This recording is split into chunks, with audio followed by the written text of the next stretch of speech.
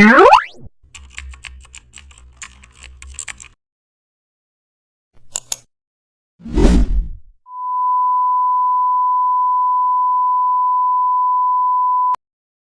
back to the channel. Don't forget to like, share and subscribe for more updates. Begin with the custom shape tool to create a shield style label. Pick a strong shield shape, center it to establish structure and scale it to anchor the overall layout. Now add a second inner shield for layering. Reduce its opacity for depth.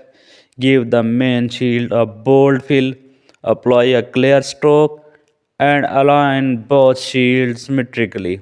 Now add a subtle shadows, blend with multiply for richness, tune inner shield's brightness, clean up the curves. Now adjust spacing for a tight layout. Finalize once the shield feels premium in Photoshop. Thanks for watching.